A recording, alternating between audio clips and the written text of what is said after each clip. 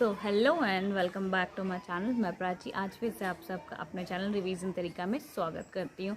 तो इससे पहले कल की वीडियो में हमने स्टार्ट किया था central nervous system. Central nervous system में एक हमने ब्रीफ इंट्रोडक्शन ली थी, उसके कुछ प्रॉपर्टीज़ जैसे कि फंक्शन, स्टोरेज, क्या वर्क होता है, उस सब को हमने देखा था और ये डिसाइड किया था कि नेक्स्ट वीडियो में हम जो सेंट्रल नर्वस सिस्टम हमारा जो दो पार्ट से बना होता है, जो कि हमारा ब्रेन और स्पाइनल कॉर्ड है, उसको हम डिस्कस करेंगे। तो सबसे पहले हम जो डिस्कस करेंगे वो है ब्रेन। तो सबसे पहले brain is the highest coordinating centre in the body. जो भी कोऑर्डिनेटर मतलब ब्रेन जो है वो क्या है, मतलब सबसे ज़्यादा वो हाईएस्ट कोऑर्डिनेट करता है हमारी बॉडी में। The brain is located inside the skull of our body.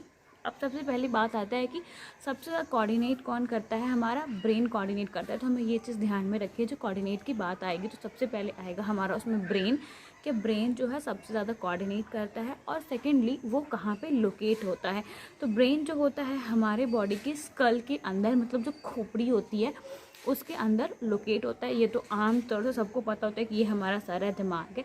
तो भी एक साइंटिफिक लैंग्वेज में हमारी बॉडी के स्कल के अंदर जो हमारा ब्रेन होता है वो लोकेट होता है। उसके बाद होता है it is protected by bony box in the skull called cranium. जो मेरी प्रोनाउंसिएशन में उसमें थोड़ी सी प्रॉब्लम होगी, जिसे मैंने पहले ही बता दिया है। तो कैर्नियम CRANIUM, क्रैनियम, क्रैनियम जो भी आप बोल सकते हैं इसको। तो मैं आपको याद कराने के पॉइंट ऑफ व्यू से बोलती हूँ। सबसे पहले हमें दिमाग में ये रखना है कि जो हमारा ब्रेन है वो सबसे ज़्यादा कोऑर्डिनेटिंग है हमारे बॉडी का, तो हाईएस्ट कोऑर्डिनेटिंग है। उसके बाद सेकेंडली क्या वो लोकेट है, वो रहता कहाँ पे ब्रेन, तो ऐसे ही आप सबको याद रहेगा यहाँ पे। तो यहाँ पे क्या होता है, हमारा सबसे ज़्यादा हमारा खोपड़ी होता है, वहाँ पे रहते हैं, खोपड़ी के अंदर ब्रेन रहता है और वो प्रोटेक्टेड होता है स्कल से। उसको हम क्या बोलते हैं, बोनी बॉक्स, इसको हम बोलते हैं क्रैनियम। उसके बाद हम आगे बढ़ते हैं। The brain is surrounded by 3 membrane called meninges, MENINGS। मतलब जो ब्रेन होता है वो हमारा सराउंडेड होता है 3 मेंबर से, जो होता है हमारा मेनिंग्स, MENINGS, मीनिंग्स के द्वारा वो हमारा सराउंडेड होता है। इसको हम इस तरह से याद कर सकते हैं कि जैसे कि हमारा ब्रेन है वो हमारे स्कल में हो गया, स्कल में होने के बाद अब हमारा कितने लेयर से सराउंडेड हो, जनरली भी हम कोशिश करते हैं इसके 3 चांसेस होते हैं। तो हम उस तरह से याद कर सकते हैं जो ब्रेन भी होता है हमारा 3 मेम्ब्रेन से सराउंड होता है, जो हमारा मेमिंग्स होता है, विच हेल्प्स टू प्रोटेक्ट। मतलब ये क्या करता है, उन ब्रेन को प्रोटेक्ट करने के काम आता है। उसका तो space between the membranes is filled by cerebrospinal fluid. जो सेरेब्रोस्पाइनल फ्लूइड होता है वो किसके बीच में होता है, जो स्पेस होता है हमारा मेमिंग्स के बीच में, जो भी ये लेयर्स होते हैं उसके बीच में जितने भी हमारे फ्लूइड्स होते हैं उसको हम सेरेब्रोस्पाइनल फ्लूइड बोलते हैं, which protects the brain from mechanical shock.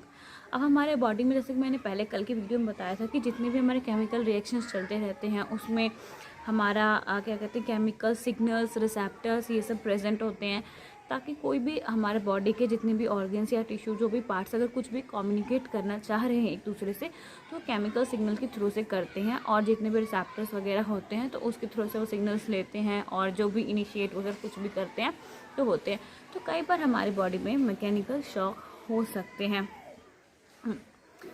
तो उससे प्रोटेक्ट करने के लिए हमारे ब्रेन में जो भी हमारा सेरेब्रोस्पाइनल फ्लूइड होता है सारे लेयर्स के बीच में फिल्ड होता है, उससे वो बचते हैं। और उससे ज़्यादा एक जो हमारे ब्रेन, जैसे कि हमें बाहर से हम कहीं जा रहे हैं, एक फिजिकल इंजरी भी हो सकती है, तो उस टाइम भी बहुत ज़ोर का चोट लगता है हमारे ब्रेन पे, तो उस टाइम भी हमारे ब्रेन को प्रोटेक्ट यही सारी चीज़ें करती हैं। एक तो स्कल के अंदर होता है, स्कल के पास भी हमें बोनी बॉक्स में रहता है जो कि हम क्रैनियम बोलते हैं। फिर उसके बाद तीन लेयर से प्रोटेक्ट होता है, उसका मेमिंग्स बोलते हैं। उसमें कौन सी फ्लूइड भरे होते हैं, सेरेब्रोस्पाइनल फ्लूइड भरी होती है, जिससे कि हमारा ब्रेन फुल्ली प्रोटेक्टेड रहता है। Pairs of cranial nerves arises from the birds। अब जो cranial nerve के जो पेयर्स होते हैं वो हमारे ब्रेन से अराइव होते हैं। तो सबसे पहले हम यहाँ तक रिवाइज करते हैं, जैसे कि एक पैराग्राफ हमारा खत्म होता है। सबसे पहले जो हमारा ब्रेन होता है वो हाईएस्ट कोऑर्डिनेटिंग ऑब्जेक्ट होता है। हाईएस्ट कोऑर्डिनेटिंग ऑब्जेक्ट के साथ साथ वो हमारे ब्रेन के स्कल पार्ट में लोकेटेड होता है। लोकेटेड होने के बाद हमें याद करना है कि उसको हमने एक बोनी बॉक्स में रख दिया। बोनी बॉक्स में रखने से क्या होगा, जो भी हमारा ब्रेन होगा होगा वो डैमेज नहीं होगा।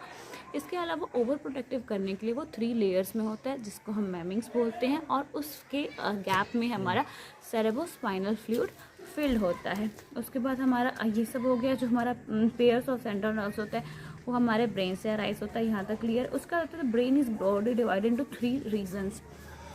अब ये एक ब्रेन की इंट्रोडक्शन थी। अब बात आती है कि हमारा जो ब्रेन है वो कितने पार्ट्स में डिवाइडेड है। 3 पार्ट्स में डिवाइडेड है। 3 पार्ट्स में किस तरह डिवाइडेड है हमारा, फोरेब्रेन, मिड ब्रेन, इस तरह से हम जो कह सकते हैं, और हिंड ब्रेन। मिड ब्रेन तो मिड रहेगा, 4 का मतलब ही आगे होता है, तो हम कह सकते हैं फोरेब्रेन, मिड ब्रेन, और हमारा हाइंड ब्रेन कह सकते हैं, हिंड ब्रेन, जिसको जो प्रोनाउंसिएशन होती है वो करते हैं, ठीक है। तो उसके बाद the forebrain consist mainly of cerebrum. The mid brain does not have any further division. उसके सबसे पहले हमें 3 डिवीजन आती है ब्रेन की, फोरेब्रेन, मिड ब्रेन, हिंड ब्रेन। उसका फोरेब्रेन की एक और पार्ट आती है जो कि कंसिस्ट करती है सेरेब्रम को कंसिस्ट करती है। उसके बाद जो हमारा मिड ब्रेन होता है उसकी फर्दर कोई भी डिविजन्स नहीं होती है। लास्टली आता है हमारा हिंड ब्रेन जो कि फर्दर 3 पार्ट को कंसिस्ट करती है, जो कि पोन्स, सेरेब्लम एंड मेडुला है। तो कई बार सेरेब्लम में आपको कन्फ्यूज़न हो सकती है। तो सेरेब्रम और सेरेब्लम देखो, हमें स्पेलिंग होती है CEREBRUM। दूसरा आता है हमारे CEREBELLUM, सेरेब्लम, और एक सेरेब्रम आता है। तो जो फोरेब्रेन के साथ आएगा वो हमारा सेरेब्रम होगा, और जो हमारा 3 पार्ट जो कि हाइंड ब्रेन के साथ आएगा वो हमारा पोन्स, सेरेब्लम आएगा और मेडुला आएगा। तो इस चीज़ को आप हमेशा ध्यान में रखिए ताकि कोई भी कन्फ्यूजन आपको ना आए। The function of forebrain, mid brain and hind brain. तो उसका वो फंक्शंस को स्टार्ट करते हैं। The cerebrum is the main thinking of the brain. आप क्या सोच रहे हैं ये कौन डिसाइड करता है, फोरेब्रम। इस चीज़ को ऐसे याद कर सकते हैं कि कुछ भी आपको करना होता है तो पहले सोचते हैं अरे भाई ये चीज़ तो हमें इस तरह से करनी है। तो कौन आपको इनिशिएट करता है, मतलब कोई चीज़ आपने इनिशिएट की, स्टार्टिंग से स्टार्ट करने का मतलब होता है हमने फोरेब्रेन को सिग्नल दे दिया। जो फोरेब्रम में सेरेब्रम का जो काम होता है वो यही होता है कि वो हमारी थिंकिंग को इनिशिएट करे। It is the site of our faculties such as learning, reasoning, intelligence, personalities and memory। ये चीज़ तो आपको बिल्कुल ही क्लियर होगी। All our thoughts, sensations, actions and movements are controlled by sensation। हमने थिंकिंग की, जो भी हमारा इंटेलिजेंस होगा, हमारा पर्सनालिटी होगा, मेमोरी होगा, सेंसेशन होगा, एक्शंस होगा, ये सब हमारा सेरेब्रम के अंदर कंट्रोल होता है, जो कि हमारा फोरेब्रेन का पार्ट है।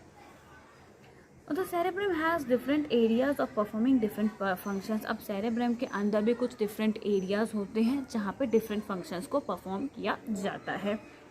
These associations areas also store informations and experience। They are sensory areas which informs is received from the sense organs like eye, ears, nose, tongues and skin. तो अब जो हमारा सेरेब्रम के अंदर आता है वो जितनी भी हमारी चीज़ें हैं वो हमारे सेंस ऑर्गन्स जैसे आई, नोज, टच, जो हियर, जो टंग, टेस्ट होता है, ये सब का जितने भी मैसेज होते हैं वो सब काम हमारा सेरेब्रम के अंदर आता है। Similarly, cerebrum has motor areas from which instructions are sent to muscular to do various type of job। अब हमारा जैसे भी हमें जो भी जॉब करना है, लर्निंग, पर्सनालिटी, इंटेलिजेंस, या कुछ भी फंक्शंस दिखाने हैं, तो ये हमारा सेरेब्रम के अंदर जो मस्कुलर न्यूरॉन होता है, जो मोटर एरियाज होते हैं, उसको सिग्नल्स देते हैं ताकि वो अपने जॉब को अच्छे से परफॉर्म कर सके। उसके बाद आता है all the voluntary actions of the body are coordinated by the cerebrum. अब जितने भी वॉलेंटियर एक्शंस होते हैं हमारे बॉडी में वो किससे कोऑर्डिनेट होते हैं, हमारे सेरेब्रम से कोऑर्डिनेट होते हैं। This happens as followers. अब इसमें बताया है ये चीज़ कैसे होती है। The cerebrum receive sensory information through the receptor of sense organs. अब सेंस ऑर्गन्स के जितने भी रिसेप्टर्स होते हैं उससे वो सिग्नल को रिसीव करते हैं, उसके बाद उसको इंटरप्ट किया जाता है informations in the light of previous experience that take decisions which thinks is right। अब जैसे कुछ इन्फॉर्मेशन या तो आपके दिमाग में पहले से स्टोर है या कुछ नई इन्फॉर्मेशन आई तो हमारा ब्रेन उस चीज़ को थिंक करता है कि आपके लिए सही है या आपके लिए गलत है, उसी तरह से आपके वॉलंटरीली आपको जो भी एक्शन होगा उसको करवाता है। उसके बाद आता है हमारे पास इंटेंस सेंस मोटर एक्शन मतलब यही होता है कि वॉलंटरी हमें एक्शंस कराता है, ये कराता है। तो अब हम करेंगे अपने फोर ब्रेन से अब अपने मिड ब्रेन को। The midbrain consists reflex movement of head, neck and trunk in response to visual and auditory stimuli. अब हमारा जो मिड ब्रेन है वो किस चीज़ को कंट्रोल करता है? फॉर ब्रेन थिंकिंग, पर्सनालिटी, इन सबको कंट्रोल करता है, पर हमारा जो मिड ब्रेन है वो रिफ्लेक्स मूवमेंट को कंट्रोल करता है। It also controls the reflex movement of our eye muscular changes in pupil sizes shapes of the eyelids. आप समझ सकते हैं हमारा जो ये मिड ब्रेन है वो क्या करता है, हमारा आई, ट्रंक, नेक, ये सब जो हेड की मूवमेंट वगैरह होती है इन सब को कंट्रोल करता है। मतलब कि रिफ्लेक्स मूवमेंट पे जो भी कंट्रोल होता है वो इस चीज़ का होता है। उसका बाद function of hind brains which are pons, cerebellum and medulla. The pons take parts in regulating respiration. जो हमारा पोन्स होता है वो हमारे रेस्पिरेशन में हेल्प करता है। सेरेब्लम्स हेल्प करता है पोस्चर और बॉडी बैलेंस को मेंटेन करने में। एक पोस्चर हमारा एकदम बिल्कुल स्ट्रेट होता है, दूसरा ये लो मर गया, जैसे कि हम कुछ उस टाइप को, मतलब बॉडी के जितने भी हमारे पोस्चर होते हैं वो हमारा सेरेब्लम मेंटेन करता है।